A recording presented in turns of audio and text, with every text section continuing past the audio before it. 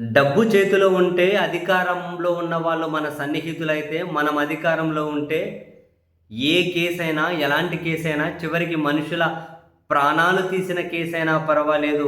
మనకు అనుకూలంగానే వ్యవస్థలు పనిచేస్తాయని చెప్పి మరోసారి నిరూపించిన కేసు జనసేన ఎంపీ లింగమనేని రమేష్ గారి కొడుకు చేసినటువంటి యాక్సిడెంట్ కేసు.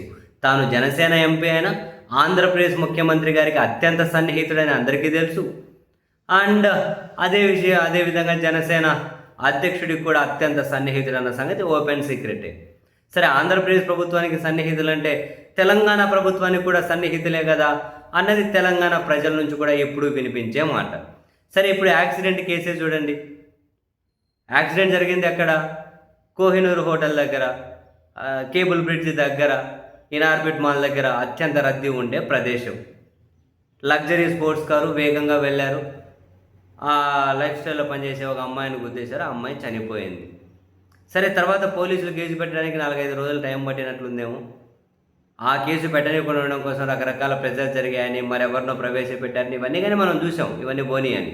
సరే, ఫైనల్గా అఫీషియల్గా ఎఫ్ఐఆర్ అయితే ఫైల్ అయింది.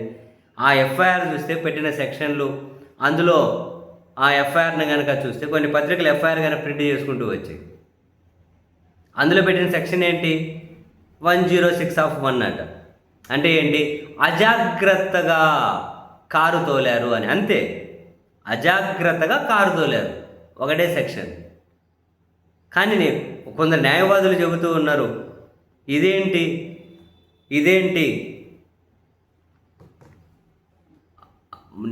పెట్టాల్సిన సెక్షన్ ఏంటంట, కనీసం 105 పెట్టాలట. అంటే రద్దీ ప్రాంతం, అతి వేగంగా కారు తోలారు, మనిషి ప్రాణం పోవడానికి కారణమయ్యారు. రద్దీ ప్రాంతమే కదా, వేగంగానే కారు తోలారు కదా, మనిషి ప్రాణం పోవడానికి కారణమయ్యారు కదా, అయితే 105 పెట్టారట. కానీ వీళ్ళు ఏం పెట్టారట?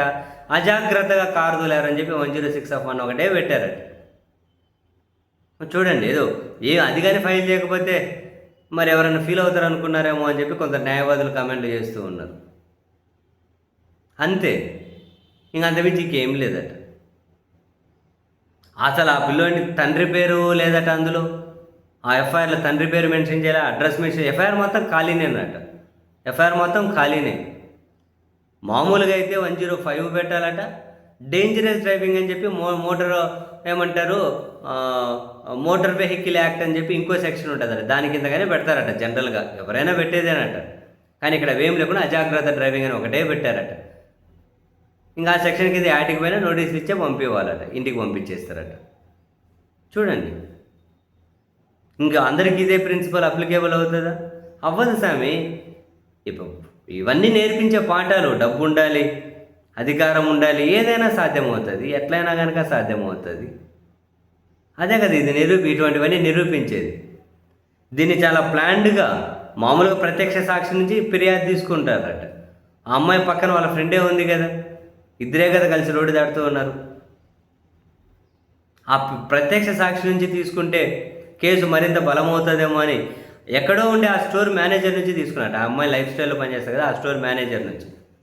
ఫస్ట్ నుంచి ప్లాన్డ్గానే దీన్ని నీరుగార్చి ఎత్తుగడ అని చెప్పి తెలంగాణ సమాజం వైపు నుంచి కనుక పెద్ద ఎత్తున విమర్శలు. ఏం విమర్శలు? ఎవరేం చేస్తారు? అయిపోయింది, కీలకతం దుఃఖనం ఉంది. ఎఫ్ఐఆర్ మొత్తం ఖాళీనే ఉంది.